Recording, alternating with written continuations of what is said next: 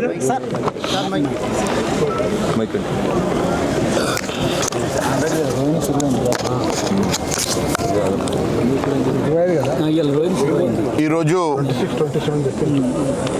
Bharatiya Janata party పక్షాన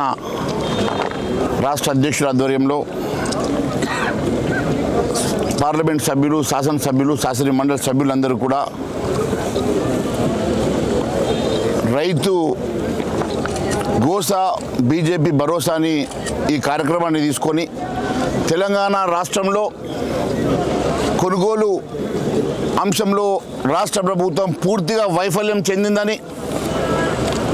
మరి ఒకవైపు ముఖ్యమంత్రి 80% కొనుగోలు పూర్తయినాయని చెప్తున్నారంటే, మరి ఈ వారం రోజుల్లో ఈ కొనుగోలు కేంద్రాలని మూసేసే ఆలోచనలో ఉన్నట్టుగా స్పష్టమవుతా ఉన్నది. నేను అడుగుతా ఉన్నాను ముఖ్యమంత్రి గారిని, ఏ లెక్కల ప్రకారం ఈరోజు 80%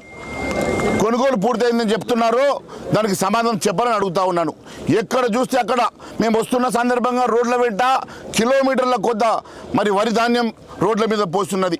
మొక్కజొన్నలు పోస్తున్నాయి. ఇక్కడ కూడా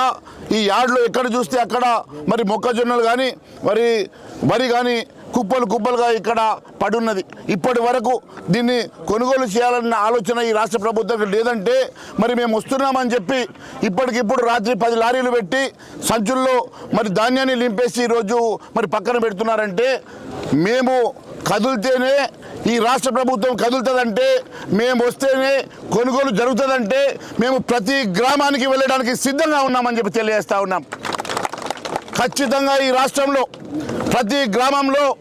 ప్రతి చివరి గింజ వరకు ఈ రాష్ట్ర ప్రభుత్వం కొనుగోలు చేసే వరకు ఖచ్చితంగా భారతీయ జనతా పార్టీ రైతుల పక్షాన నిలబడుతుంది, రైతులకు అండగా నిలబడుతుంది, రైతులను ఆదుకుంటామని చెప్పి తెలియజేస్తూ ఉన్నాం. రాష్ట్ర ప్రభుత్వం మెడలు వంచైనా ఈ రాష్ట్ర ప్రభుత్వం ఇచ్చిన హామీలు నెరవేర్చే వరకు భారతీయ జనతా పార్టీ రైతుల పక్షాన నిలబడి పోరాటం చేస్తుందని తెలియజేస్తూ ఉన్నాను. వరంగల్ డిక్లరేషన్ సందర్భంగా అనేకమైనటువంటి హామీలు ఇచ్చి గద్దెనెక్కినటువంటి రేవంత్ రెడ్డి గారు మరి ఇప్పటి వరకు వారికి ఇచ్చినటువంటి హామీలు ఒక్కటి కూడా నెరవేర్చకుండా, రైతు బంధు వేయకుండా, వారి గిట్టుబాటు ధర ఇవ్వకుండా, వారు చెప్పిన 10 పంటల కొనుగోలు చేయకుండా, కనీసం ఎప్పుడు ప్రతి సంవత్సరం జరిగేటువంటి ఈ ప్యాడీ ప్రొక్యూర్మెంట్ని కూడా నీరు గార్చేటువంటి ప్రయత్నం చేస్తూ రైతు కళ్ళల్లో మన్ను కొట్టేటువంటి రేవంత్ రెడ్డి గారిని గద్దె దించే వరకు, ఇచ్చిన హామీలు నెరవేర్చే వరకు మేము రైతుల పక్షాన నిలబడతాం, రైతుల పక్షాన కొట్లాడతామని తెలియజేసుకుంటూ ధన్యవాదాలు తెలియజేస్తా ఉన్నాం. గౌరవనీయులు రాష్ట్ర పార్టీ అధ్యక్షులు